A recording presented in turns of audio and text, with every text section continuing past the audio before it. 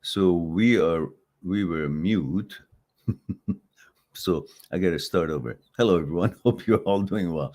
But luckily, there's no one here, so I'm just simply apologizing to myself for not having unmuted the microphone. So who's here now? We've got Thummer Man. Hello there. Let me know age, gender, where you're tuning in from, and go ahead and shoot your question if you have one. I just thought I'll do a live stream today for a bit before I go on my daily routine.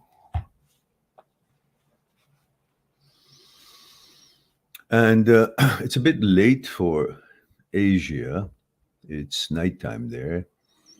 India, Iran, and all the Middle Eastern countries as well.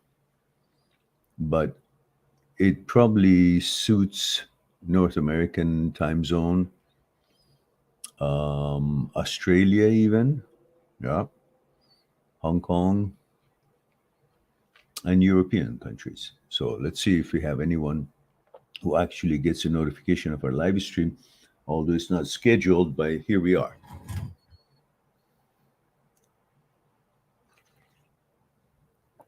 And Thummer, I don't know if that's your name, but or screen name. Yeah, either way, from Algeria, thank you. And age and gender, if you will. And also, let me know if you can hear me okay and see me all right. All right. Thamer is Sending the information bit by bit. Algeria, now man. Age is next. And then you're probably going to tell me if you hear me okay or not, and if the resolution on the screen is okay or not.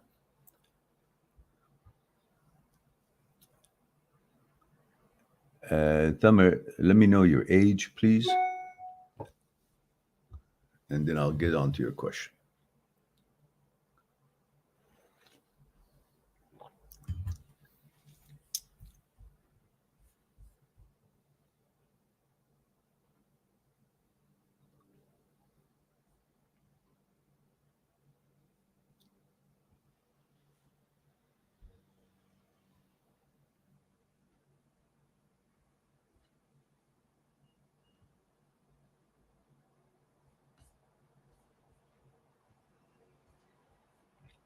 All right.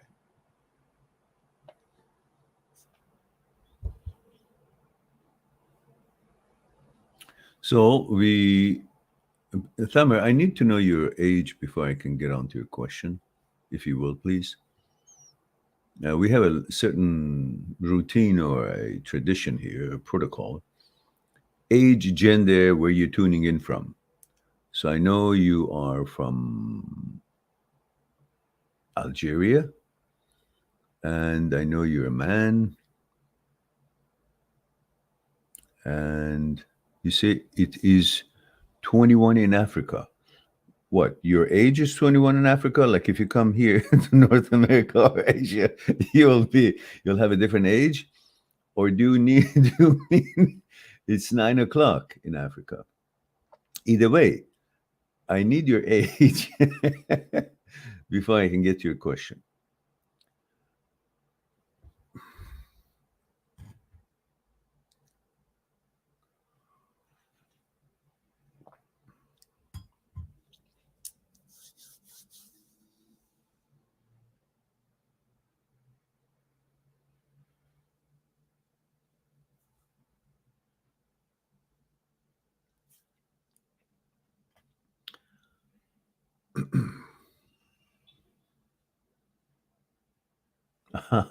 Tamer says there's a delay in connection. Okay, good. I understand now. But either way, delay or not, I still need your age. So you've answered many questions here, but still not the age. Is that a secret by any chance, Tamer? And so the others who are watching, don't be shy. Jump in and throw in your question. I'll be here maybe for half an hour max. Finally. Tamer says 45. Thank you for that. So your question is, let me fix this first.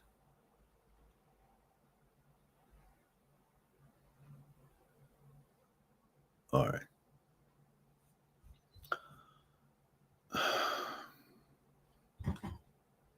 Yeah, it's fixed.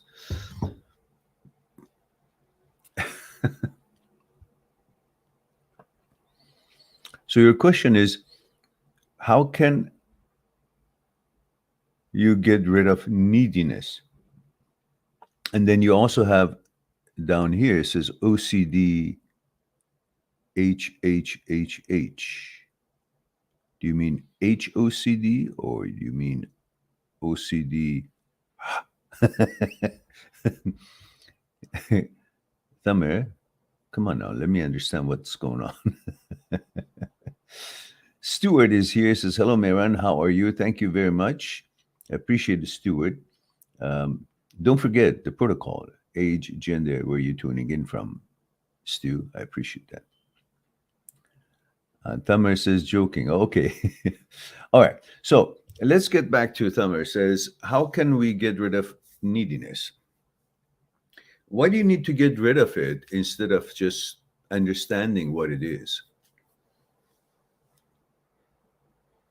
Can you tell yourself why you're needy? What is it that your neediness will resolve for you? Like you want something to gain something, or you want something because you're missing something.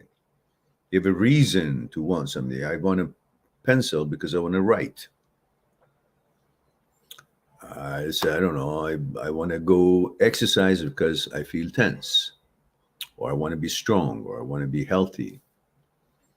So, what does neediness do for you other than bringing you stress if you don't get that what it is that you want? If you analyze it, you'll say, well, there's nothing good coming from neediness. So, why do I need to be needy? Isn't it better to be independent? When you're needy, you're dependent on other people's mercy or charity. Or if it's not a people that you need something from them, like their attention, it's a thing. What is that thing that you have the power to buy it or get it or want it has over you? What is that thing that can do for you that you can't? You're in control of wanting something or unwanting something. So by wanting that thing that is in the store for sale, what is it going to do to you? You say, well, it's going to add to my coolness, to my value, because the value of that, let's say, jacket, it's going to add to what I am. So I'll be more valuable.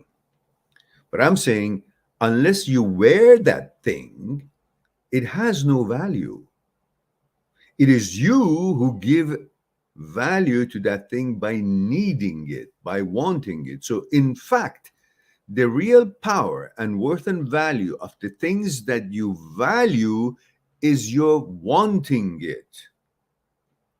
So, in other words, the source of the power and the value of things is your desire for them.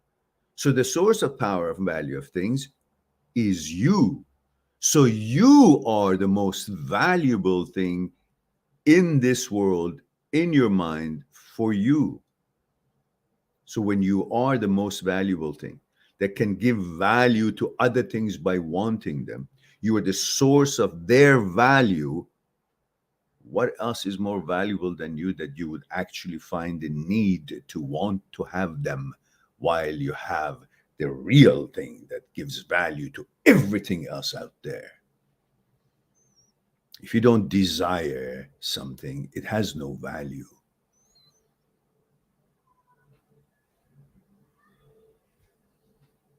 Have you thought of it? Unless you desire a woman, it has no value to you. So the power of the woman is the desire that you have for her. So the power of the woman is in you. Your request, your interest to know her is her power. So you are the source of the power of almost everything else that is pertaining you in this world. If you weren't here, nothing would have mattered. Everything that matters in this world is because of you are here. You are the source of everything that matters to you. So, what's more precious than you to be needy of than focusing on you, your exercise, your health, your tranquility, your knowledge, your learning, your accomplishments, whatever it is that you want to contribute to your life, to your society, and build your life on those bases. If you understand this concept, then you understand that you have the most valuable thing and you're still bucking for things that have no value unless you give them value.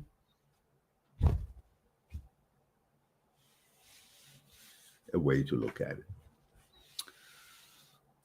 I hope that helps you to look at things in different perspective. And then at the same time, strive to do your best to provide for yourself and get all the things that you think will bring you comfort and certain kind of enjoyment and pleasure. That's all fine. But not to be needy is what we're talking about. It's not about not wanting to attain or achieve or own things that are useful to you, to your life. We're talking about that you don't need to be needy of other things in order to be valuable and strong and in control of your life and be happy. Be happy. Balanced. All right. Having said all that, let's go to Stuart says, male 33, Cyprus, says, how to deal with fearful thoughts who causes strong emotions. Emotions makes me feel like real bad events. Any tips, please?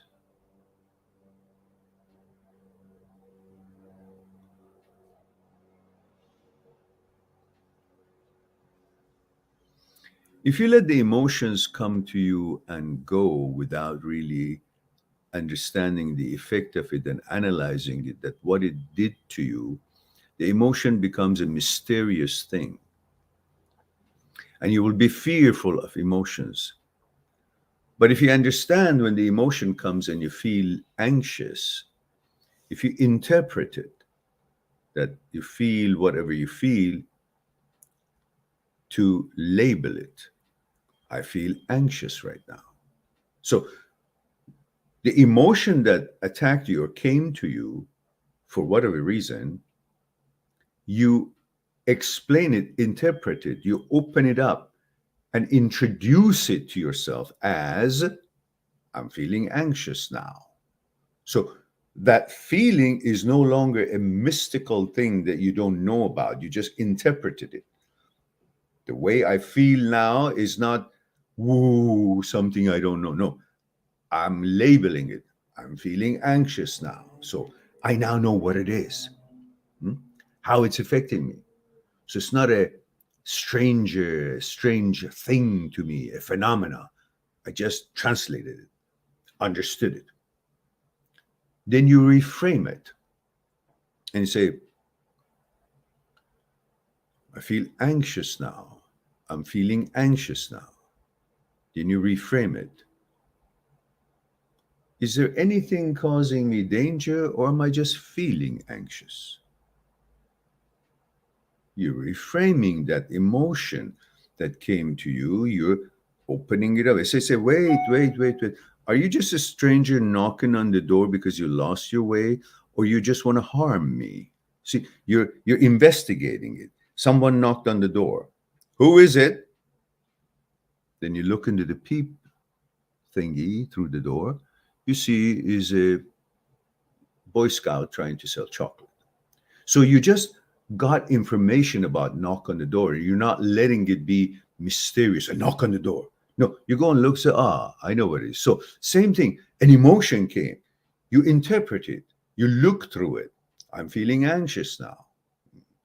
Is it something dangerous, or am I just feeling anxious now? So you search and you get information. And then you refocus from what your feeling are and what you've been encountering and analyzing to doing something positive, as simple as pouring some tea for you. So in other words, what happened was you relabeled the feeling. I'm feeling anxious now. You reframed it. Is there something dangerous, or am I just feeling anxious? Is there something wrong, or am I just feeling something wrong?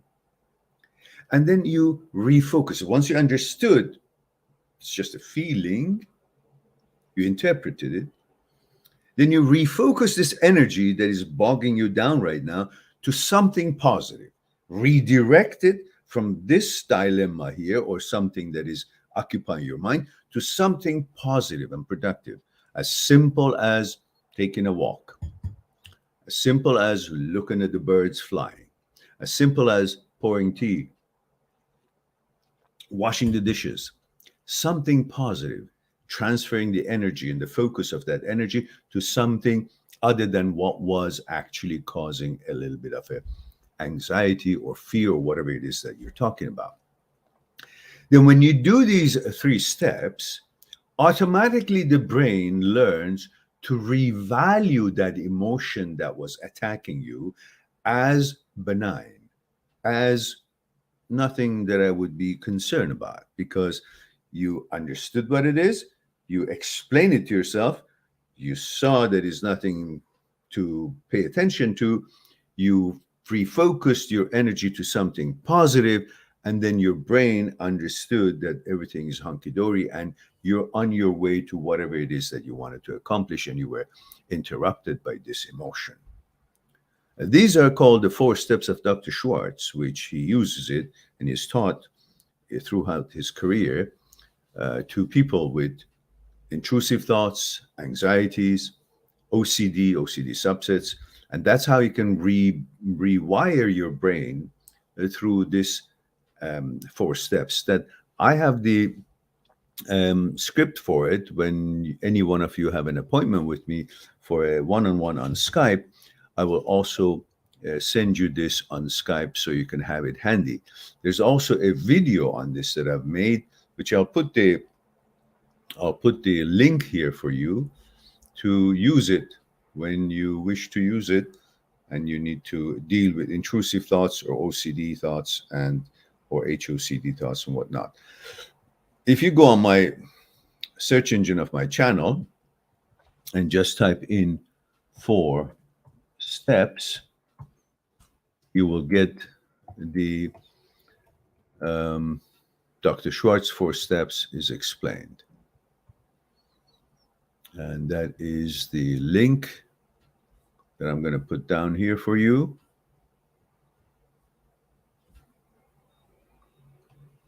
Which is elaborate discussions of his own explanation on his video that I use to interpret it in this way.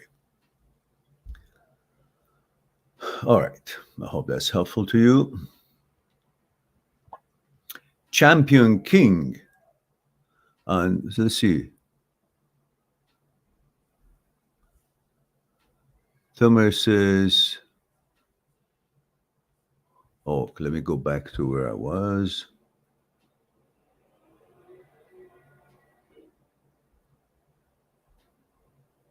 Tomer says, I want to be spontaneous. There's nothing to write home about being spontaneous. Sometimes it's just not advisable to be spontaneous. What for? Sometimes you need to think things through. M.A. says, Mehran, we all love you, Father. Thank you very much. I appreciate that. Very kind, very sweet. I appreciate that. Very kind of you. Very positive. Thank you. Thank you for that. And let me know your age, gender, where you're tuning in from, because I don't recall M.A.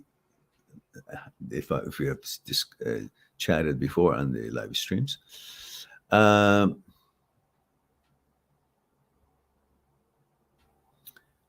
Thummer says insecure and attached. Yeah, okay. If you feel insecure and attached, you need to increase your knowledge about things that you like to know. So if you want to go to the gym and have a stronger, fitter body, go do it. On your level. Don't overdo it. Just gradually, patiently. It gives you confidence. Attachment sometimes comes from lack of mental confidence or physical confidence. So you can work on your fitness if that is something that you feel you need to enhance. And you, through knowledge and learning things that you like, through research, adding to your knowledge, you feel and you gain stability and confidence in your mental capacity, in your psychological well-being, in your ability to contribute to things and people who need or don't know things, and you do, and you can perhaps help them, or you can simply accumulate knowledge, and that knowing that you know some stuff, none of us can know everything, that helps you to feel, I've got something that I know others may or may not have. So that gives me a certain kind of a level of confidence. All right. The rest of it, Tumor, I think Tumor says, you get a great content on YouTube. Thank you very much. Appreciate it. Unfortunately, we are not visible, so any of you can do whatever you can to share the videos you like on social media or talk about it on, I don't know, Reddit or whatever chat lines and things that you have. It'd be greatly appreciated so we can reach more people and help more people. Champion King says, hello, sir. Hello, Champion King. And, oh, where were we? Okay, I covered all those. Champion King says, male 19. Ever since I had HOCD, I can't hang around my friends anymore because I'm having intrusive thoughts. And they feel real like I want them. But I'm interested in females. Yeah, this is what HOCD text is. It just makes you feel certain things that you're not comfortable with, you're not in agreement with it, and it's not your value system and it's not in line with your values. Otherwise, it wouldn't be noticed. The fact that you notice HOCD is because it's something that you're not. And knowing that itself, it should tell you that, well, it's an intrusive thought, it's a glitch of the brain. So, like many other things in life that you witness and you don't like and you don't agree with, but you say, well, okay, I accept the fact that it's in this life, in this particular movie, that scene that I don't like is there. So it's there, but it has nothing to do with me. It's irrelevant to me.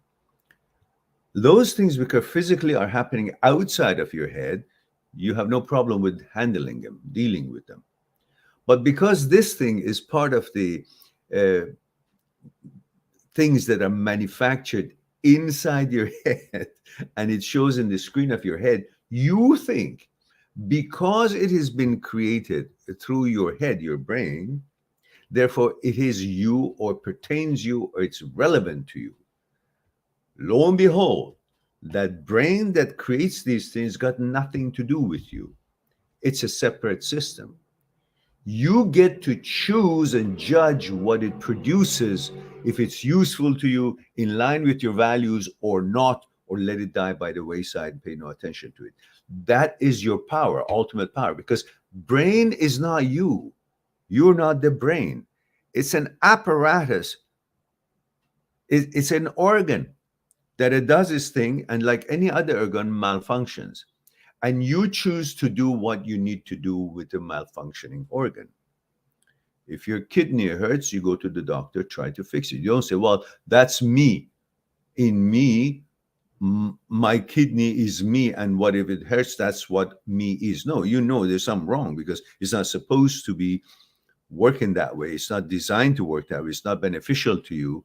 And if your liver something is not creating enough bile or detoxifies you, you go get it fixed. Enzymes are higher. You measure it, and you know there's a malfunction there. You don't say, well, that's how my liver has to function. No, it's something wrong with it, right? You understand all that. Brain is also another organ, and it also has its own glitches. So you recognize the glitch and you treat it as a disorder, as what it is, a malfunction. Not that, oh, it created here, it shows in the screen of my head. And because it's mounted on my body, this brain and the screen that it shows its suggestions and images and intrusive thoughts, so on, then it must be me. It must be pertaining me. It must be describing me. No, it's an apparatus. It's gone into a glitch that has gone rogue and coming up with all kinds of thoughts and intrusive thoughts and functions that it's irrelevant to you. When you understand that, then you will focus on the fact that HOCD is a malfunction, is a disorder, and I got to treat it as a disorder, as real as it sounds. Yesterday, I had a discussion on this topic that, of course, it feels real. Because when you hit your knee to the wall, it hurts and it feels real because it's real, because you hit your knee to the wall. When your kidney hurts, it hurts and it's real because it hurts. But it doesn't mean just because it hurts and really hurts as it is actuality, something wrong with it, it doesn't mean that this is you or you like it. Or you're supposed to say, Well, it feels so real. Therefore, because it feels so real, I'm in agreement with it. No, if you have diarrhea, it's real. You go to the bathroom 5 times a day, and it is real. It's uncomfortable. It's real. It makes you feel bad. But what are you supposed to say? Because it feels real, then that's what I prefer. That's what I am. That's what I want. That's my normal, natural, balanced way of being. No, everything that goes wrong with us feels real. But by feeling real, that doesn't mean it's also accurate or credible or something that has to do with our agreement or our um, um, invitation or desire. It doesn't describe you. It just describes it's real. By its being real, it describes that the malfunction is real because completely this is not your preference. This is not what you agree with. This is not what you want. This is not what you have always wanted or been, acted, or want to be. That's the end of the discussion. Now you got to focus. You got to stop saying that because it feels real, so that means it's me. No, it feels real because it's really a dysfunction. It's really a malorder. It's disorder. So now let's figure out how we can rewire the brain and bring it back to its default setting for you. For different people, different. Somebody who's gay has a disorder of thinking that he's straight. Someone who is heterosexual, the disorder that glitches the brain is going to make him feel that he's not heterosexual. These are the glitches that we all deal with in one way or the other.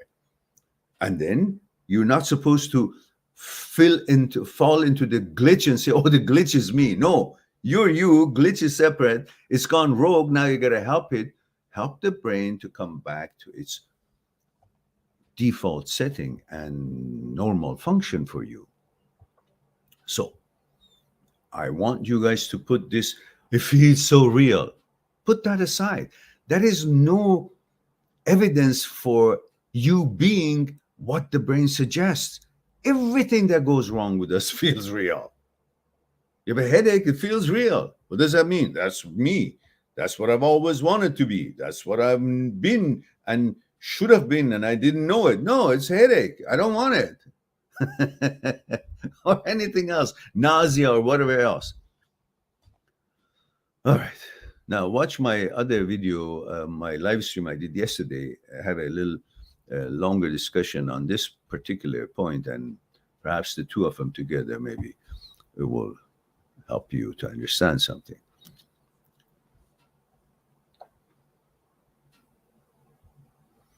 Yeah, so sometimes I feel like I'm lying to myself. I want to be normal again. Well, you're not.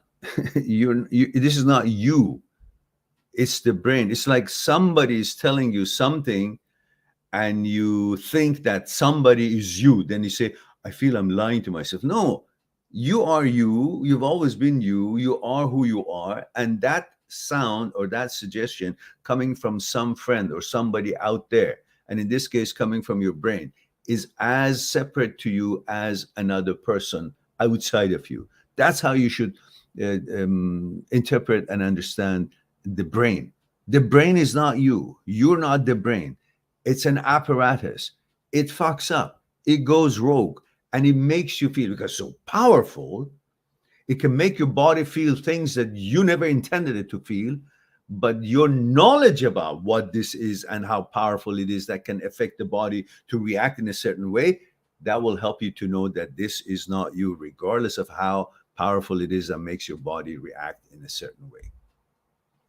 The reaction that the brain makes the body in regards to these emotions, these thoughts, and intrusive thoughts or images, whatnot, that physical reaction that the body follows because of the brain's influence is not an evidence that what the brain conjured up is actually accurate. The brain conjures up something and it's powerful to make the body react to it in a certain way, emotionally, physically, whatever. But that reaction of the body due to the brain's instigation and order or power or manipulation power is not an evidence that what the thought was originally created by the brain is actually credible. And that's the mistake that most people suffering from OCD and HOCD make. They think, well, because my body felt that way, because I got an arousal, because I got anxiety, because I got this emotion, because it feels real, and my body reacted to this thought, therefore the thought might be true about me. No, the brain can make the body react in so many different ways that you're not responsible for. That's the power of the brain, that and connection to the body, that it can make body do things. Hmm?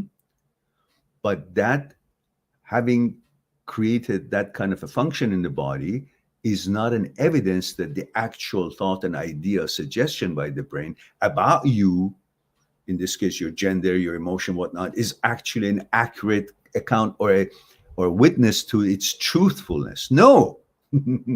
It's just two different things. It has the power to do that. Hmm?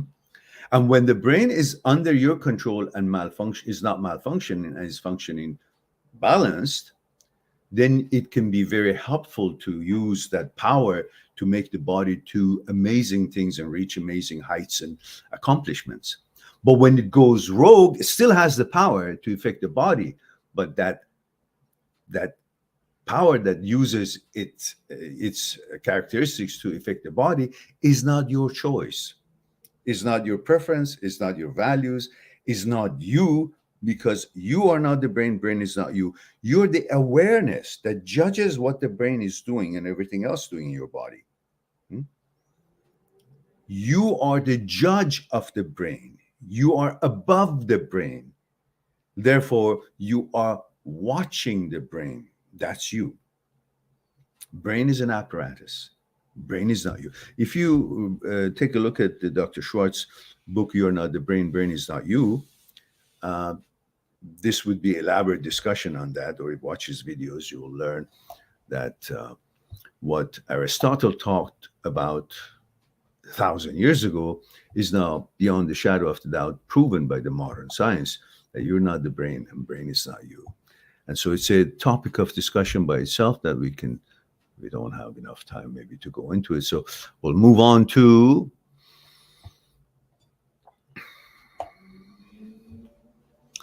MA says, Walid, 33, and we're from Walid, says 33, how to deal with the fact that you are not comfortable with your surroundings. Well, stop associating with the people that are making you uncomfortable. But I need more to understand what you interpret as surrounding.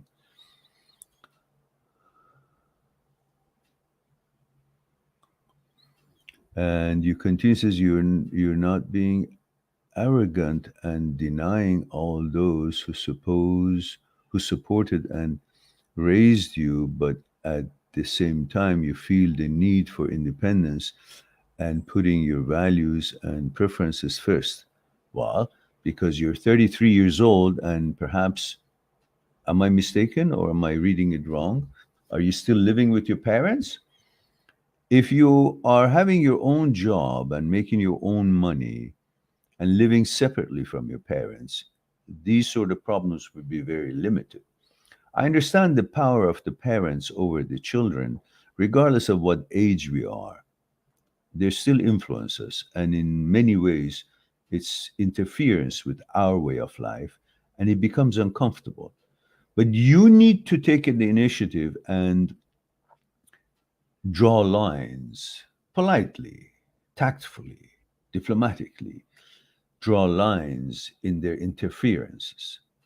And often you may listen to what their suggestion is, but you go and do whatever it is that you feel is right for you to do. You can consider their advice, and if it's worthy, you take it into consideration. If it's not, you still go and do whatever it is that you feel is right for you. And in that way, you have not always been arguing with them. You just listen to what they say and you go on and make your own decisions. They don't have to constantly, you don't have to report to them all the time. And you can limit your interactions with them to a certain topics. You got to know diplomat. I think you are a perfectionist that you just want, you're very honest and you want to say it exactly as it is and expect them to back off and understand. They won't. They've been living like that and having been authoritarian over the children for so long, and some parents don't learn to when to loosen the grip and let the people who they have raised at one time be the leader of their lives as they are, and just be there as a catalyst. If they're needed, they'll be asked for. If they're not, they won't. The children grow up, they're not always 5-year old to need that kind of an attention. You as a parent will always love and worry about them, but you should also be mindful of not interfering into their lives to the point that they would want to seek independence more than a normal level because you're intrusive in their lives. And if your parents are like that, then you got to be tactful and diplomatic to be able to handle it, manage it. That's one of the lessons you learn in life, a art of diplomacy. You don't have to go head to head with them and tell them, I'm old enough, I don't need you. No, don't have to say this is, yeah, I appreciate what you're saying, Dad or Mom or whatever. And I will consider it. It's a very good advice. And then you go and do your own thing. You don't have to be too honest about those things. Walid says from Arab world. Yes, I suspected that. The name I've heard before. It's an Arabic name. So Super Nez says, hello, Miran. It's Adam here. I used to watch your live videos years ago. Thought I'd check in. Oh, good for you. Thank you for being here, Adam. Appreciate it. A Christian says, hi, hope you're good. 21 male, Sweden. Why does HOCD keep coming back? Why does cold keep coming back? So what? Every time it comes back, you beat the crap out of it by resting and having nourishments and so on. So for HOCD also, there is a way to rewire your brain. The more you think about it and entertain its suggestions and intrusive thoughts, the more you're stimulating the habit center. Because look, HOCD is a subset of OCD. And in OCD, there is an obsession and there is a compulsion. Obsession, let's say, it's thinking your hands are dirty. Compulsion is when you go and wash it. Okay? So far, so good. However, when you do the compulsion for an obsession, there are other things that are getting stimulated and strengthened. It affects other circles. In midbrain, basal ganglia, there's an area called striatum. In the striatum, there's a lever called caudate nucleus. Its job is shut down the intrusive thoughts. In other words, it's designed to change gear according to what speed is needed. Trying to explain this as if it's a car. Caudate nucleus is a gear shift. In automatic cars, you go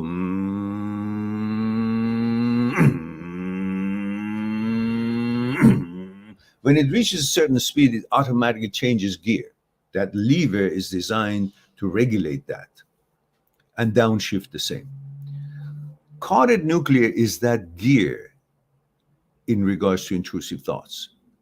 When there are certain thoughts that are not in line with your values and its awareness is clear and recognized by your system, caudate nucleus is supposed to shut it down. Let's say prefrontal cortex secretes something or some kind of a thought and show up, and caudate nucleus sees that this is not in line with your value and your interest to go away from this will make caudate nucleus shut it down. It's like changing the gear. But sometimes it doesn't change the gear because it's malfunctioning. So the intrusive thought shows up and caudate nucleus is malfunctioning. It doesn't do its job. In other words, doesn't change the gear. It's gone to the speed that's supposed to change the gear. It doesn't change. Just keeps going. Instead of caudate nucleus doesn't do its job, which is shutting down. So in that case, where the gear shift automatically is not changing, literally you're supposed to grab onto the gear shift and put it into gear. Same thing with our brain. When the caudate nucleus is malfunctioning, doesn't do its job, you're supposed to help it to do its job manually. How? By rewiring the brain through the ways that you understand how this whole thing is being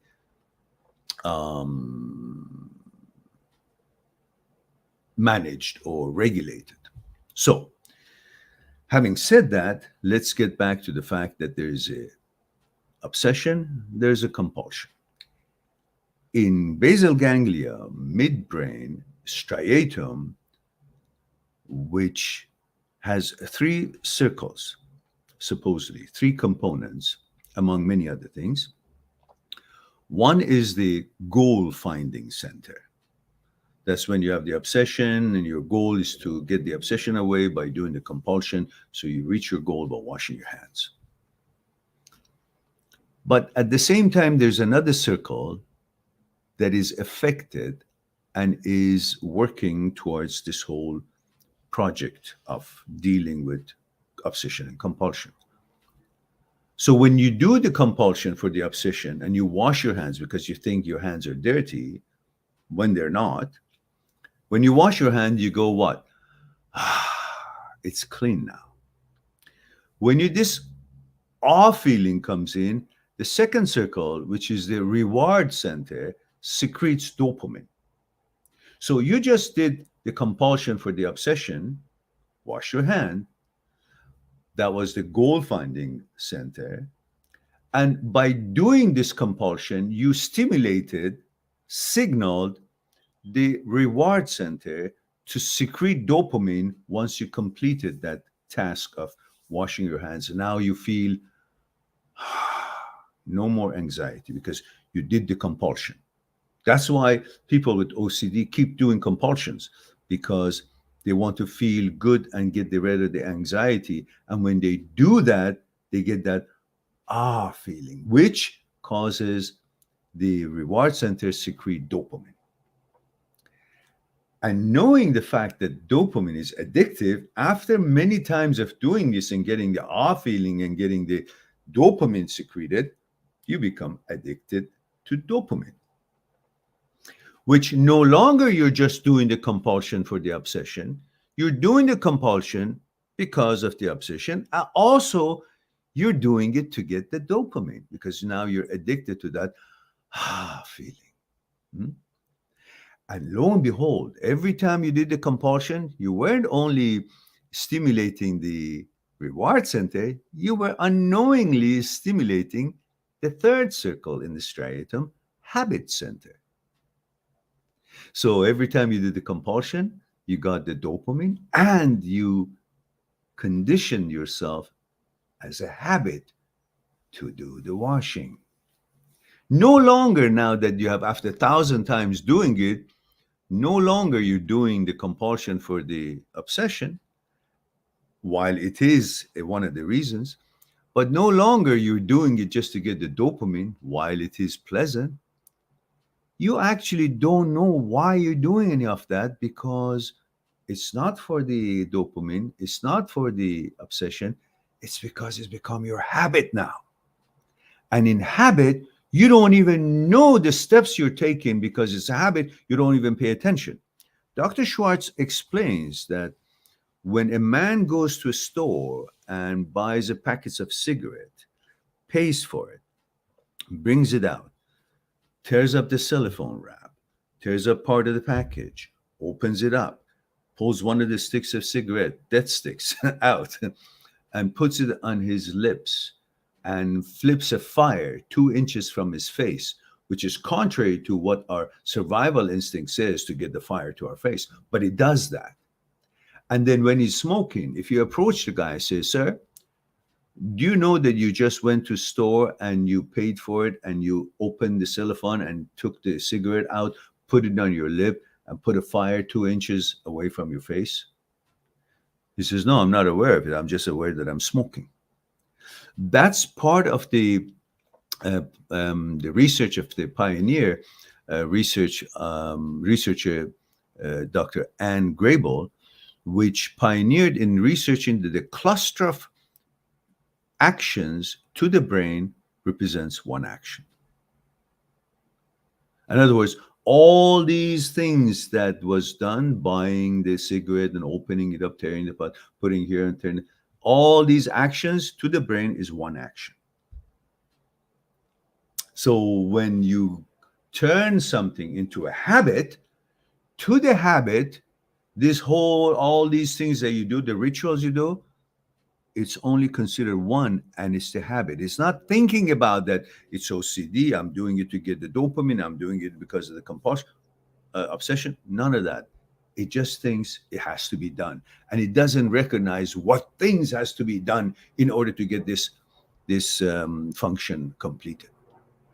So this is why it's very important for you to recognize this OCD subset, HOC, whatnot, for what it is, and be aware before it becomes your habit. Now, what you have done is if you constantly not deal with it and comply and analyze the thoughts that show up, the images that show up, what it is, it's me, why is it there, da, da, da, da, da. Constantly these discussions turns it into a habit that you should entertain it, you should analyze it, you should do, and before you know it, you're way away from having recognized it's a malfunction, it's a disorder, and you have to treat it as a disorder, going through the 4 steps to rewire your brain through neuroplasticity. Instead, you'll be caught up into the habit center, it's engraved into your habit, and you actually think that you must feel this way. You must comply to why it is what it is and analyze it and then figuring out, oh, something wrong with me. And you keep thinking about that, and it actually becomes part of your function, daily functions, and the only way you will approach to manage this, rather than knowing full-heartedly that this is a malfunction, this is a disorder, this is a glitch in your psyche, and you need to help the brain. Rather than waiting for the brain to tell you who you are, you help the brain to rewire itself and to correct and adjust its malfunction in order for you to continue relax with whatever your values that you have. Capiche? I hope that helps you out. Christian says, "And cool tattoo." Oh, thank you very much. I got 2. Got one here, and I've got one here.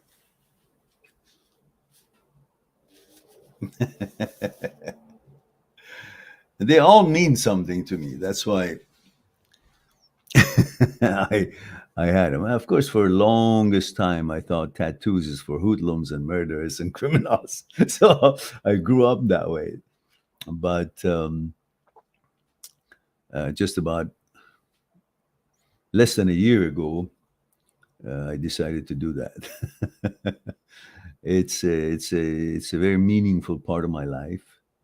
Both are very meaningful to me. So I thought, and since I did it, I actually like it very much, because in one glance, it represents my whole philosophy of life and my whole experiences, and takes me back to childhood, brings me out, and the whole thing experiences in 2 symbols. It's interesting. It's an interesting journey for me. I enjoy it now. And Thamarman says, "I'm studying psychology, but I found it pessimistic, mainly Freud theory." Well, there are lots of things there, and I haven't read these things, but Jung is also apparently very well known in his work, and many other psychologists and philosophers. I've mostly focused on teachings of Mr. Jiddu Krishnamurti, taught the world for over 60 years in India, in UK, in Canada, in United States, at schools, and psychologists and quantum physics professors, they would gather around him to ask their questions from him. But he had never read any psychological books. He learned everything inwardly from his own brain and psyche, analyzed his own behavior throughout his life, and he wrote many books. And he's very brilliant in his understanding. So, in fact, I have had instances that a couple of my clients, few number of my clients, were psychologists and psychotherapists themselves, and they had their own issues. And they told me that your approach is different. This is not the text and the academics that we have studied. So we like to consult with you about our own personal problems. And so we had a good chat and enjoyed it. So it's Mr. Jiddu Krishnamurti's approach was so different than the psychologists, famous psychologists and quantum physics professors would gather around him to discuss and share information and learn from him.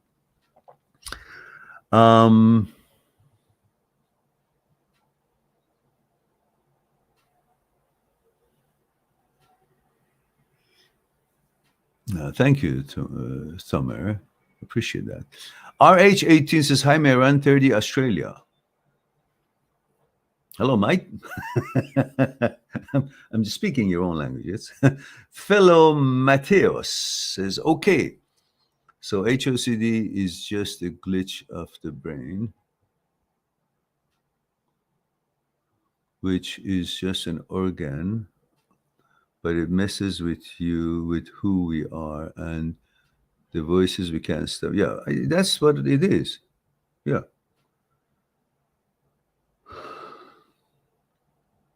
Says we can't just take it as simple as hitting your knee to the wall. Yes, of course not. But this is the analogy that I'm trying to use to bring your attention to the fact that HOCD is not you.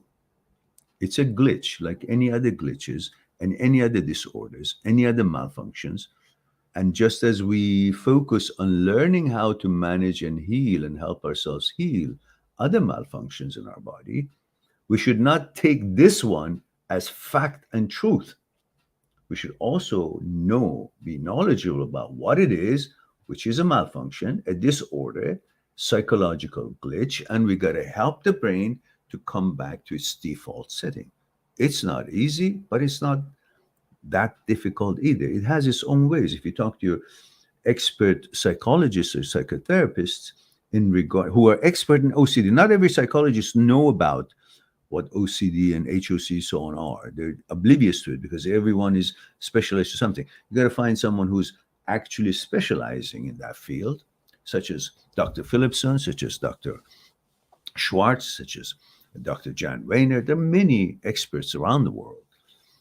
And you can't just simply fold and die because something is so different. You got to know that you can come up with understanding, that understanding, knowledge will help you to help yourself and help the brain.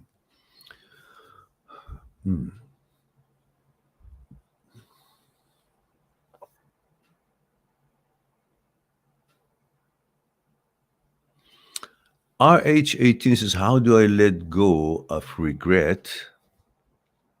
One moment, guys. Listen, I'm going to give you a 1-minute break so I can also refresh my tea, and I'll be right back. How about that? Yeah?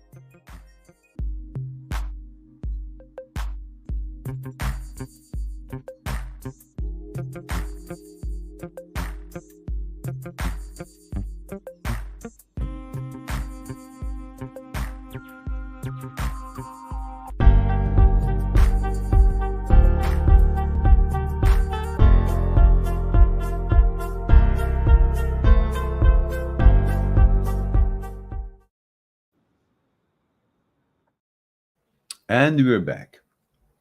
All right. So where were we?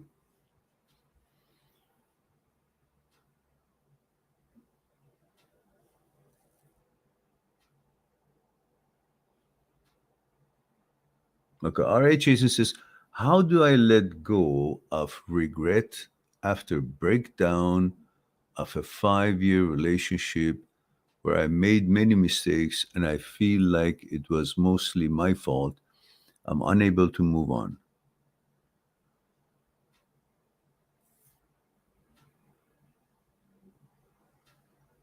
Do you know anyone who hasn't made mistakes? Why are you so different from others? Why are you so above it all? This life is about making mistakes and learning from mistakes, not just making the mistakes, but learning from mistakes so we won't make it two times. So you made a mistake. First of all, you forgot. Oh, there it is. 30, Australia. Okay. So you were 25-year-old when you were in that relationship, 5 year relationship. And you think at age 25, you should have been Aristotle or know it all? Or was she know it all and did everything that she was supposed to do? No mistakes? Only you are responsible? As far as I know, it takes two to tango. You can't be just making a mistake if there's no one else involved. So, while the mistake should go both ways, but you want to give that, tilt toward yourself to be more responsible for the mistakes, fair enough. It's very gentlemanly of you or very fair of you. But at the same time, that doesn't negate the fact that you're a human being and you can make mistakes. And as long as you've learned from mistakes, recognize those mistakes, what's there to be regretting? What did you think you were supposed to be know it all when you were given birth out of the womb of your mother? How? You've been learning throughout this journey of life. You're not supposed to be making huge mistakes. I understand that, such as abusing someone, beating someone, especially women. I understand all that and children. But if it's not involving those sort of things, well, mistakes we make in relationships is common. Everybody makes mistakes in relationships. But that's how we become better and wiser, older, and we learn things and then we choose better. Maybe the selection was not good. At age 25, you hardly know who you are, let alone knowing exactly what kind of girl you want as your girlfriend. So your selection stage was already questionable, anyhow. And when you reach age 28, 29, 30, then you're beginning to know, pretty much have a good idea who you are, and then have certain standards, and then look for someone who fits those standards, or at least someone with potential to eventually get up to the standards that you expect. And that is something that comes with age. At age 25, you expected to have been able, wise enough and experienced enough to have chosen your lifelong wife. And if you had some better girlfriend, more compatible girlfriend right now after this one, would you still be thinking, oh, I feel guilty? You'd say, well, okay, I made a mistake, but I won't make it in this one. I'll fix it. So what's a regret for? What do you think regret means? What for? You learn something, that's enough. What are you supposed to pay ransom? No, you still want what you had, and because you don't have something new, you're still in the dream or in the memory of how good it was then. But at the time when you had it, you didn't think it was that good. That's why you behaved the way you did, as much as you say it was not cordial, it was not the best behavior you could have had. But nevertheless, that's your level of understanding was at the time. At the time, that's who you were, that's how you could understand. That was your limit of your wisdom and ability to treat a woman the way that you would like to treat her today. But today, you're a different person. You expect from yourself, you should have been what you are today, then. That's unreasonable expectations. You are the way you are today because of the mistakes and the journey that you had from the past. And you're here because you have learned the stuff that you have gone through. And now you're aware that you frown upon all that in the past. Yet you only knew that much that would allow you or make you be limited to brain function to and values that you would engage in whatever you engaged. But now you have learned from all that and you have become wiser and older and you can see it clear, like a person who is not so clear in his eyesight when they're born. They're just so, they don't see far enough. And yet when they grow up, they now have the full spectrum of vision. Same thing, when we are young, we do stupid things and we don't know any better because we're so limited here. We haven't learned anything to compare it. What we're doing is right or wrong. That's the best we could do because that was our capacity and our reasoning or logic or abilities at that point.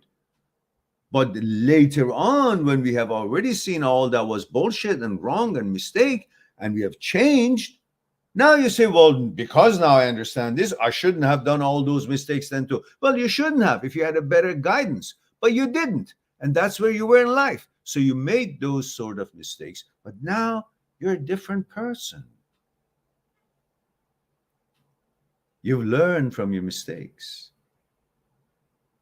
So the regret is called for, but not to the point that would stop you from continuing being the wonderful person that you have become with better values that serves you better and is in line with your values according to your growth and wisdom.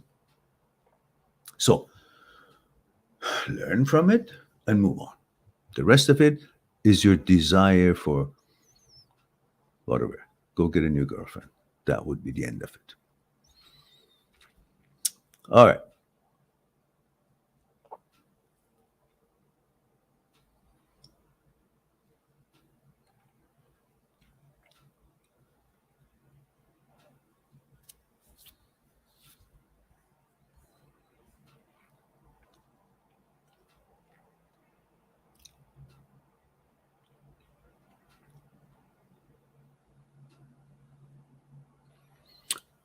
Guys and gals, please remember I have a site. It's called www.mindthatseekstruth.com. From our questions today, I can see there are lots of people here who need certain kind of in-depth and detailed discussion about their issues and their experiences. We don't have that kind of a time here to attend to everyone.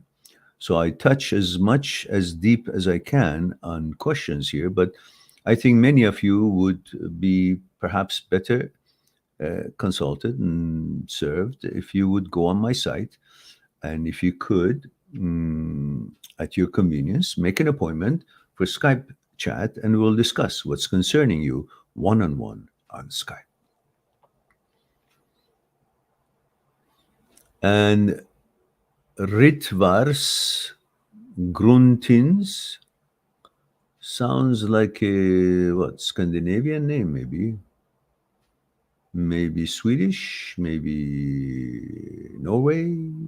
Am I mistaken? And it says age group in relationship, do they matter? Well, I need to know your age, your gender, and where you're tuning in from. And then more specific about the question, Ritvars, which age? Yes, it matters. If you're 13 and want to go out with someone, no. What the hell? But if you mean you're like 25 and the other side is like 40, well, it may work. But again, depends on your characters. And even if you're like, I don't know, 26 and then it's like 55, 57, 58, depends on your maturities and compatibility, it can still work. But then some ages plus the difference in value systems and cultures may become very challenging. So it really depends on the two individual and how interested they are in learning from each other and complying to each other's needs and be tolerant and focused and balanced.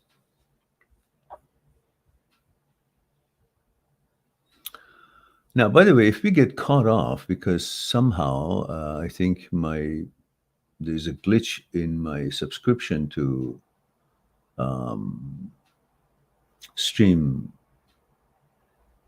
What's the name of this thing? StreamYard. So if we get caught off, because I used to be able to do 3, 4, 5 hours, however it takes, but somehow some glitch in the subscription and it may cut off because it's not recognized in my membership as it did before until it's resolved. Or maybe it's already resolved. I don't know. But so far, we're good. So if it did cut off, then we'll end it there because it's been more than an hour. If it wasn't, I would have started a new one. So let's see how many I can answer. J Phone says, hi again, Mehran, 40 from London. Just wanted to say thank you for all your work. Question: how do we change the image we have of ourselves in order to move on from a breakup and find our self-esteem? Well,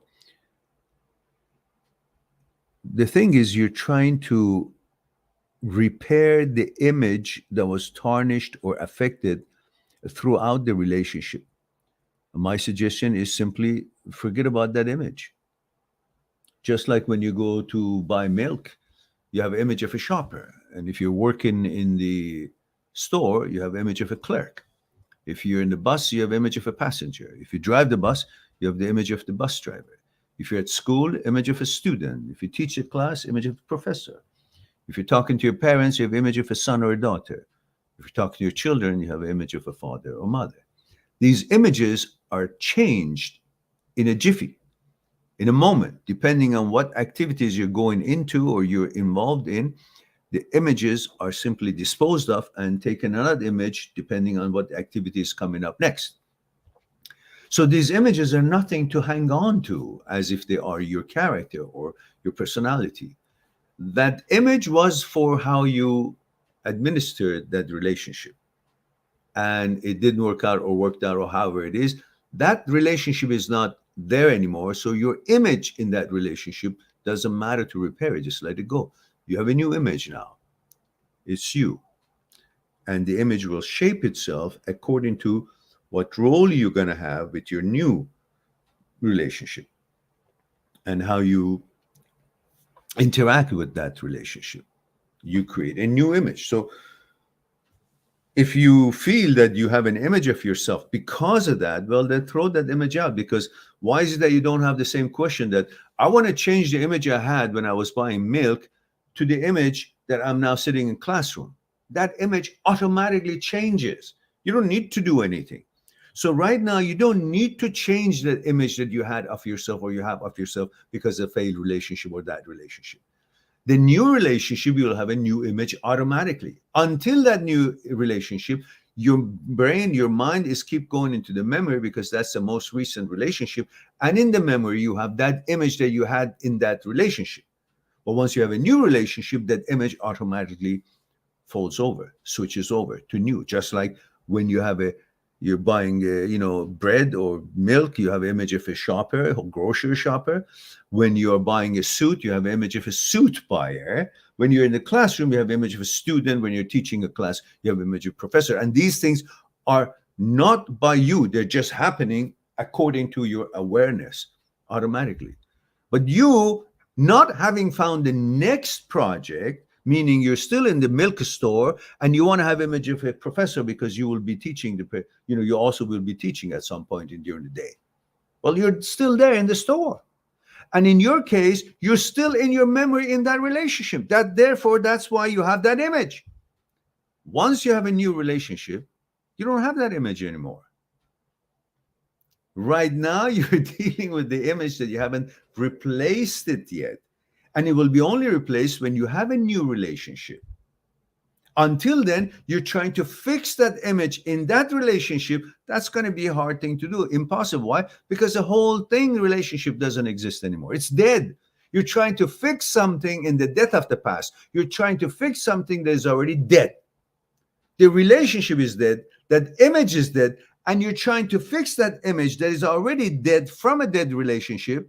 And you're wondering why I can't do it, because it keeps coming back, because that's the only image that you can relate to, because that was the last relationship you had. Once you have a new relationship, that image is changed, because now you can form it, formulate it, and design it completely new. Just like when you leave the store of the milk store and you go to university, and suddenly completely new image, new everything, new behavior, new way of walking. Capiche? So don't worry about it. That's another way of saying it. I should have said it simpler that way. So, in other words, don't worry about it. Don't waste your time. Move on with your life. The image will change by itself as you change your life. All right. Having said that,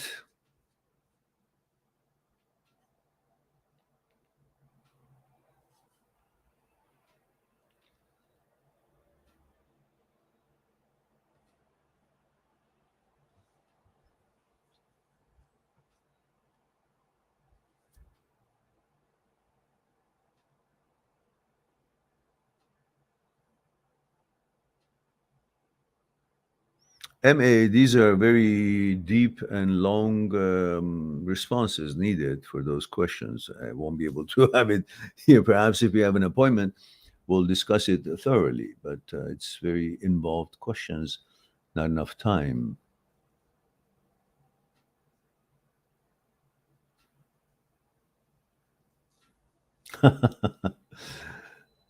Says, well, it says 33 Arab world, as you navigate in your life journey and keep reaching advanced levels of freedom, how do you plan your life goals, meaningful activities, and deep vision and horizon? Well, again, that's the long question, needs a long answer. We can't do it here. So I'm asking this since I've been a follower since 2019. Oh, 2019. Yeah, I know then why your next question is. You probably saw me streaming from Hawaii. Yeah. uh, and I know that you have built a tremendous capacity of stability, goals, depth, and happiness. Another question: when you are back to island trips and live stream from overseas? Oh, I love that. Well, due to this crazy prime minister that we have here, who's a psychopath, and it stopped us from traveling because some of us didn't want to get vaccinated. Now the whole world knows that vaccination was a bad thing and was not really helping anything, was just hazardous to many people, and wasn't what it was all cracked up to be. So for that reason, I haven't been able to travel out of Canada for the past 3, 4 years. Since 2019, where you saw me live stream, that was the last outing that I had. I haven't been to the islands. I miss my adopted home. I love Hawaii and I want to be there. I want to live there. I want to retire there. I want to die there if I have to die. I don't want to die. So I haven't been able to go anywhere. I love to. I love to be able to travel again and have live stream for you guys from beautiful places. That was the plan, but it didn't work. But before that happens, we need to promote the channel. Channel doesn't have enough subscribers, even though we have a material which is pretty much with bravery, I say, because I've heard it from thousands of you, hundreds of you, on daily basis, that on emails and comments, that our content is second to none. Yet our channel has only 26,000 subscribers. It's supposed to have 2.6 million, in my opinion. There are many channels that they don't really address anything, and I know that. They're just there to sell something or to tease you for some information, never give you the information. In this channel, we give thorough information with every question, if there is time permit and if it's possible to do so. And every comment that it comes through my videos, I respond to. You can see them, you can read them, respond them thoroughly and elaborately, not just thank yous, because I care. I really genuinely care. And I love this work. I love this research. And I love helping you guys, everybody. And it helped me myself. My research has helped myself a lot. And that's very important to know. If you're being helped, then you can help others. So having said all that, our channel is oblivious. Like, the YouTube is oblivious to our channel. We're not known. We don't get exposure. So if you have such a possibility, then channel will have enough economic viability and will make enough money so I can travel and put workshops and spend a day or two with people who would attend, and I'll be able to teach a lot more, share a lot more stuff than we can do here. And thank you very much for following for since then. Walid, appreciate that. So anyhow, I appreciate the help anybody can do to promote the channel in your area or your social media and help us to reach more people and help more people. J phone says 40. Mac.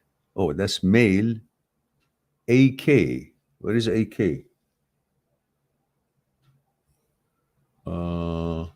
I don't know. Supposed to be UK, maybe, huh? 40 male UK. So, what are your thoughts on anxious attachment and conflict avoidance?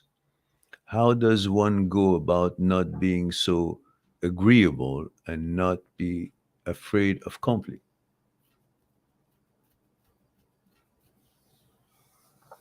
Well, there are several things here.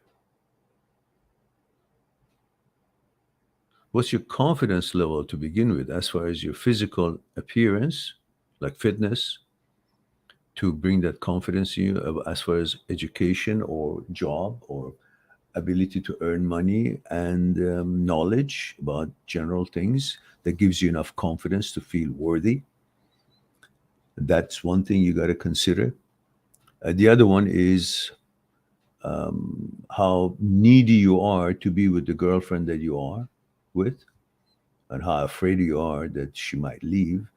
And it looks like you want something. That's why you don't want to have conflict, because you're afraid to lose that, because you don't find yourself so qualified and you think she's better than you. And that's why you're just not having any conflict whatsoever. I'm not saying conflict is good, but I'm saying sometimes it's necessary to discuss things seriously and put your opinions and agreements or disagreements out there for both of you to share and examine.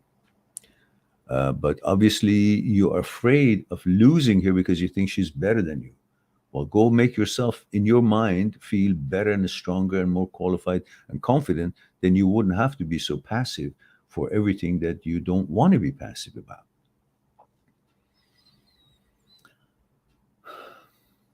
And when you feel that way, that means you want something. Stop wanting all these things, then you'd be able to express yourself. There's also I a sub and have clicked notification bell.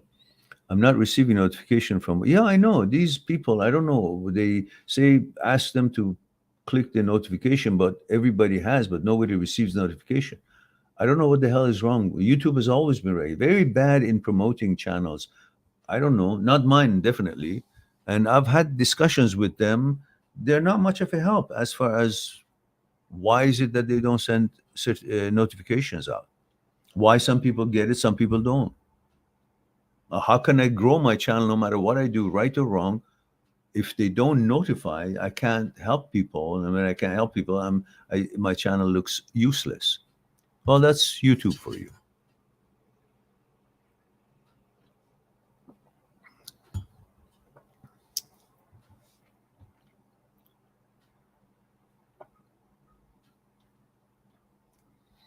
When you upload a new video or live stream, any reasons? No, I really don't know, Jay. It's a very good question. I'm very puzzled. That's why when I put a new video, and I know my videos, there's some real good stuff in there. but they don't see the light of day. Very frustrating because it's 12 years I'm doing this, 13 years. Is it? 11 years. And I know channels that are just, honestly, without being facetious or, you know, wanting piss on them, but there's worth not like the turd in the street you find.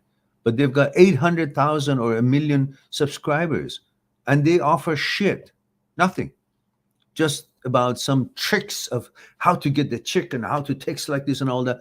And people go for that sort of stuff. But to learn and educate yourself and understand your own psyche and become a strong person by knowing who you are, what you how you're put together,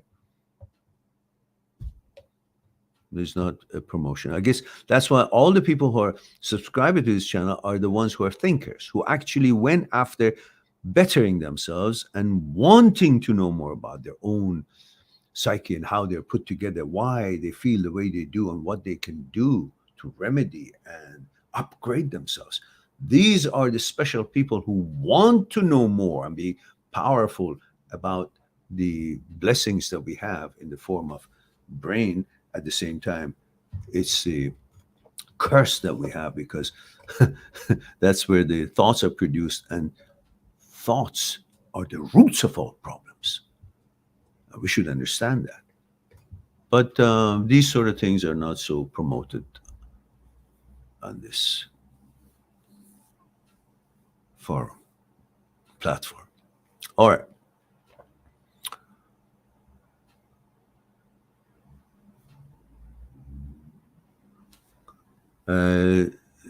Summer says, what is the minimum compatibility needed to have a good relationship? It's not a tire of the car. You say, what's the minimum air in the tire so it won't flop or tear apart? It's different. Depend on the road, depend on the car, depend on the weight of the car, depend on the speed of the car, depend on the quality of the road, depend on the weather. So many things involved to know how much air you need in that tire. Same thing in relationship. You need to know all kinds of things about each other's psyche and each other's values, each other's compatibility, and then to see if you're compatible or not. It's not just a set formula. A fellow Matteo says, Doctor, you're the coolest doctor ever, and we appreciate your work. Thank you very much, but I'm not a doctor. I don't have any medical credibility or medical credentials. Credentials. So I don't want to make I don't want you guys make a mistake. My research is independent, and I'm not having any medical credentials. Thank you for the kind words. And we have Ash here says, hey, Mehran, male 34 UK. Thank you for that. Says our Wi-Fi in the home has been cut off for nearly 3 days. Thank God. That's why I've been saved for the, for the Skype questions in the middle of the night, for heaven's sake. May your internet be cut for the next 24 hours as well. How are you, Ash? Good to see you. Now I know why you disappeared. Say, our Wi-Fi at home has been cut off for nearly 3 days now. My question is, I thought I could get away with that. Now there's another question coming.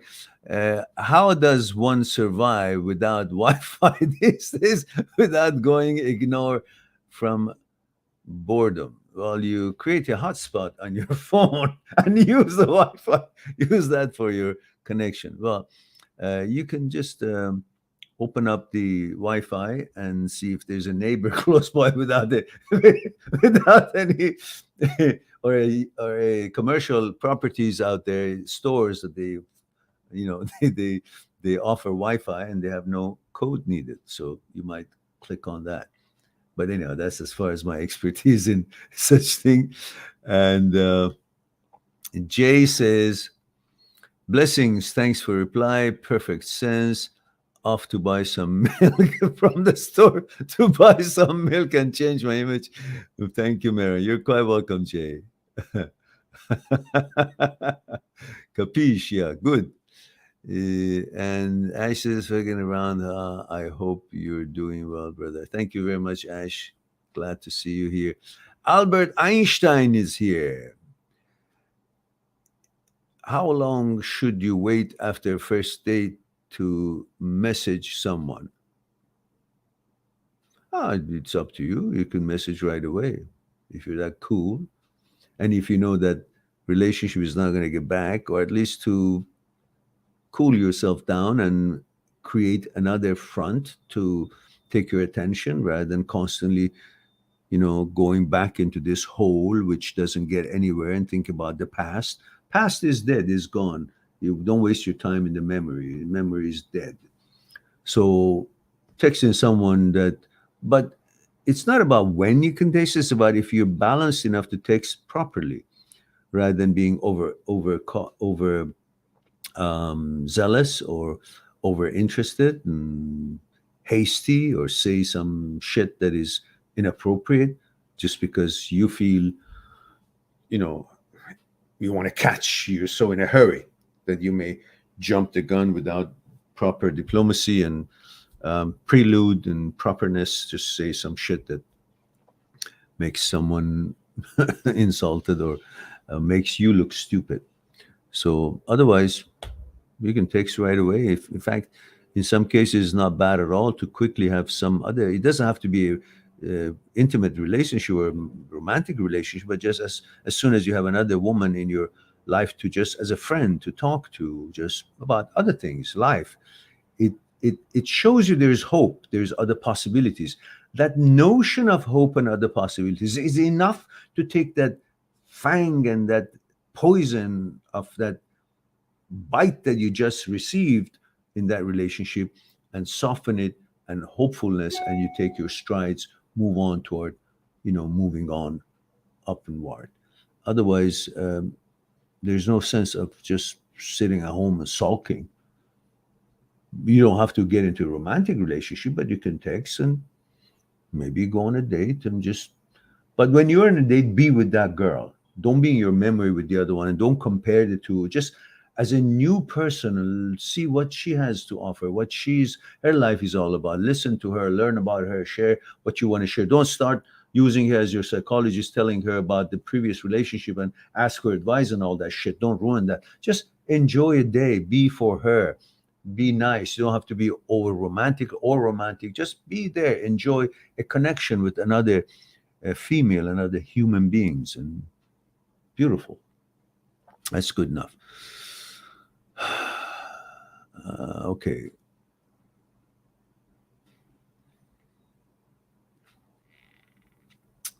And Ash says, how are these still COVID restrictions being imposed on people wanting to leave Canada? Yeah, I think there still is. They may not check at the border, but the rules doesn't say that you can easily go. So I don't want to, buy a ticket and then go to the airport and some asshole is there that is different than the other assholes who are there. Just, say no, you can't go. Because some of them may just not care and you go, and some of them may do. So, and I don't mean everybody in the airport is asshole. I just mean the assholes who are working there. And Ash says it was all bullshit anyways. Yeah, we now know. I mean, we knew, but the rest of the world seems to have finally returned to some normality, at least. Yeah, true. But our dickhead prime minister is just stupid as ever. And we can't wait till we vote the asshole out and bring some decent government that would respect our constitution and charter of rights and let people be the boss that they are, rather than thinking that they're fucking subordinate of some asshole having had the chance to have a name to become a leader of a liberal party. Fucking idiot. Pardon my French. All right. And Brian Butcherly, I hope I didn't butcher the last name, Butcherly. 32 Male USA. Thank you for that. Is it common to try and accommodate the needs of your partner, but if you make the change too quickly, it can cause a lack of attraction? Well, I need more info on that. Change too quickly, make the change. You mean you have not been accommodating her needs, and now that you feel a little threatened by the quality of relationship and that she might lead, you are thinking to change your manners and attentiveness, but you're wondering if you do it too fast, she will not. Well, she's not a dog or she's not an animal to. If you've been in the wrong, then fucking quickly fix it and apologize and be attentive. How do you know if you just slowly change, she might think that you don't care and you're just so taking your time, but she's in immediate pain and immediate need for to see that change. So you just change and see what happens. Because if changing your behavior to a good is the right thing, well, do it, regardless of how long you should wait or some fucking psychological tricks or diplomacy of some kind. Just change to good. And if still she doesn't appreciate it, then that's on her. That's not on you. Because if you take a long time to change from bad to good, whatever you consider bad to good, you may then later on kick yourself, say, why didn't I do it sooner? Because it took too long and she didn't buy it and she wasn't convinced that I'm changing and she left me. I should have done it sooner. But if you do it quickly and she leaves, say, well, I changed to what was appropriate, yet she left. So that means it wasn't really all me. So when you're trying to do a good thing, be bold. Don't beat behind the bushes. You don't need an excuse to be good. Just be good. If they can't handle it, fuck them. That's their shortcomings. But if you're bad and they can't handle it, well, they have the right because you're being an asshole. Politely said. Jay says, doing my best to promote among friends, social media, and even a men's self help group I'm part of, and giving the YT YouTube link and signing your praise. Well, thank you so much. I appreciate it. Very kind of you, Jay. I certainly appreciate it. Libby is here. My goodness. It's been so many years, Libby. Says, you helped me so much a few years ago. I'm from Algeria. Yes, I remember you. Delighted that you're here. Thank you for the kind words. And Ash says, if you want more exposure, Mehran, you may need to come up with some clickbait titles like Wise Anti-Woke Sage Destroys Truth Agenda while educating depressed morons. Yeah, I think I lose the 26,000 that I have too, probably because it's going to be banned. The way this asshole is going, turning this country into a communist country and taking up our freedom of speech bit by bit away, putting new bills in the parliament, and goddamn son of a bitch is just turning this country into a la land with no laws, and the laws would be what he wants. So he's changing laws to break the laws. He's changing laws, creating new bills to allow him to break the old bills that was protecting people. That's the kind of fuck up system we have here. And Ash says it's because most people just want to quick and easy solutions that confirm either what they want to hear so they can get back to deluding themselves into thinking they're all right again for a week. Yeah, you're right. That's right. And they're willing to pay for that, pay for somebody to give them assurances, which really puts them in a loop of pretty much OCD thinking of I need assurance to feel good rather than just knowing how to feel good. That's the difference. Brian Butcherly or Butcherell says, appreciate the response to my above question. To provide more insight, I changed the behavior to be more accommodating, to spending more time together and taking more initiatives. But after about 2 months, she broke up with me. Then that's on her. There's nothing for you to be regretting. Good for you. Good for you that you did that change. Good for you. Why? Because you have no regret now. There is no goddamn excuse that she can come up with, or your intrusive thought can come up with, says, "Oh, you didn't do this, you didn't know." You changed as much as you could. And even if it was half the change you made, it should have been enough for her, if she was interested in the relationship and loyal to it, to stick around, to see it through, to support and help if she wanted to have a healthy relationship. Obviously, it wasn't what she had in mind. She wanted to be, I don't know, put on pedestal and just tell her that your shit doesn't smell. But that doesn't happen. That was pretty brilliant, isn't it? It just came up right at the moment.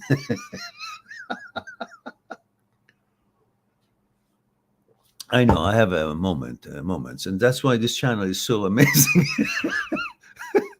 Things you never heard anywhere before.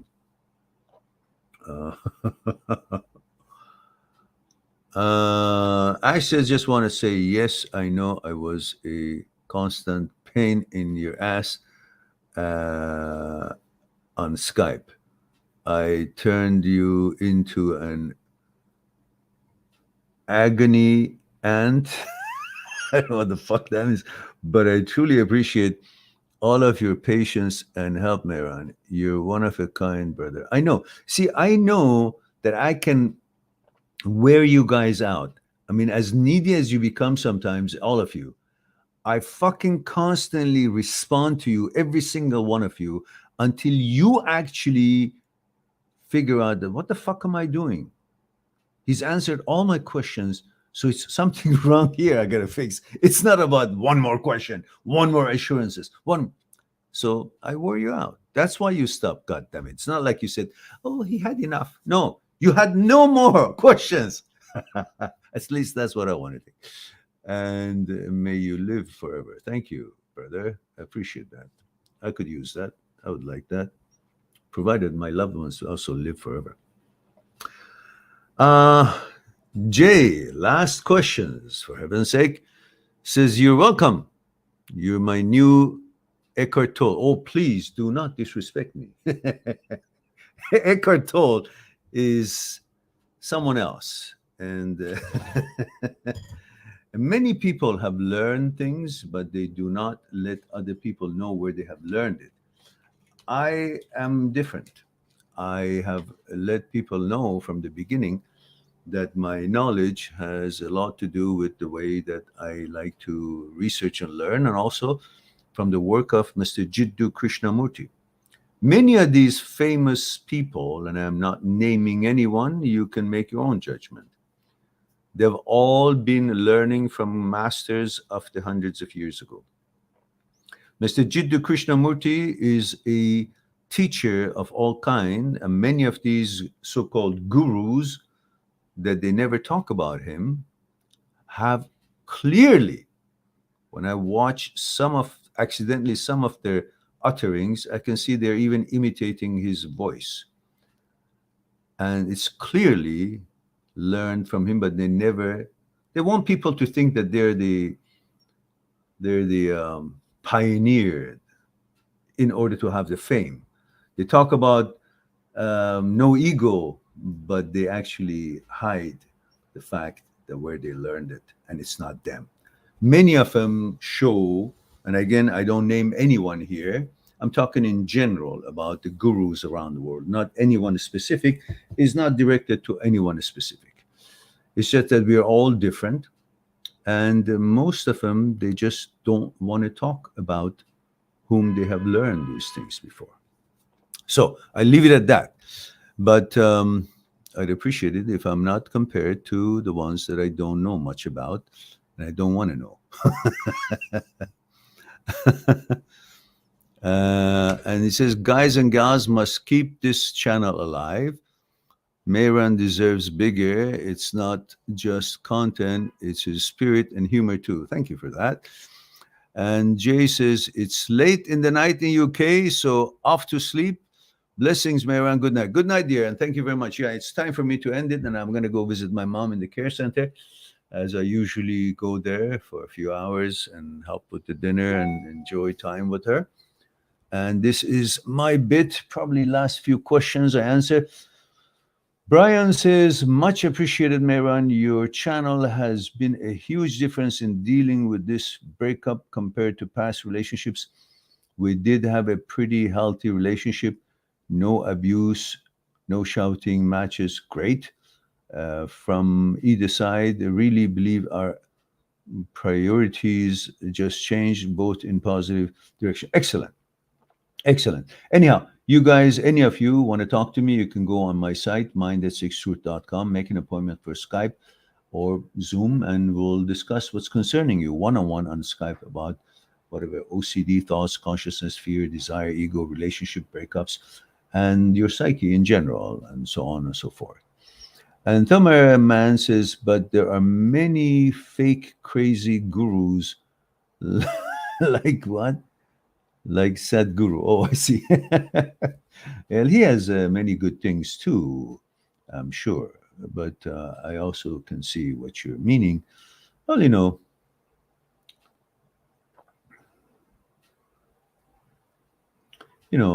people try to help people at the same time. Remember, every individual is also trying to help themselves. So we can't really expect any of these people be saints. They have their own personal needs and agendas, and they're at the same time trying to help people. And, nobody's perfect. So we all have our downfalls and good things. And Sadhguru, the same, he's got lots of wisdom. And at the same time, there's some things that you may not agree or I may not agree in. But we just have to take the good with the not so good and take the good out of everyone's good and leave the ones that you don't like. And that would be the best policy, I believe.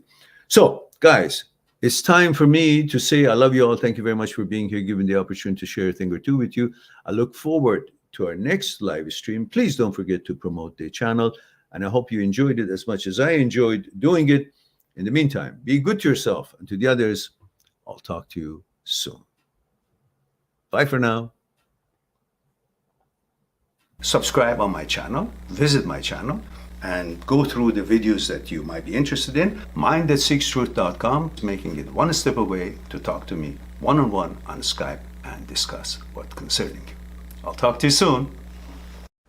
Well, we too, like the iceberg, have 1,000 times bigger powers that is not visible, and we must. Why? Is it something we're rambling on and I expect you to accept it? Or is there actually another power within us? Would you come and help me out? Okay. What I want you to do is put your hands underneath my arms and just lift me up. There we go. Okay, now, that's my physical part, right? Same thing.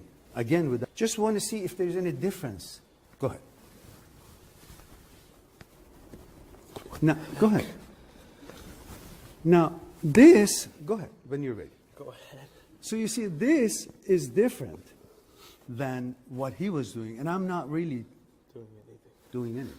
You convinced? Yeah. So are you guys convinced that there is something other than, thank you. Yeah, Thank you very much.